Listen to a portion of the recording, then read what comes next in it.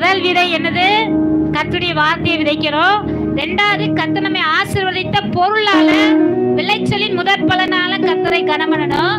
மூணாவது விதை, கர்த்தருக்கென்று தசம பாகத்தை விதைக்க வேண்டும். அல்லேலூயா.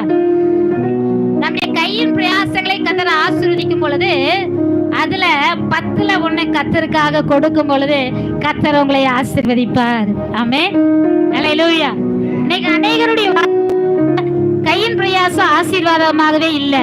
அதுக்கு காரணம் யார் என்று சொன்னால் நாம தான் காரணம். கர்த்தருக்கென்று நீங்க விதைத்து பழகி விட்டீர்கள் என்று சொன்னா உங்களுக்கு ஒரு குறையுமே வராது. அல்லேலூயா.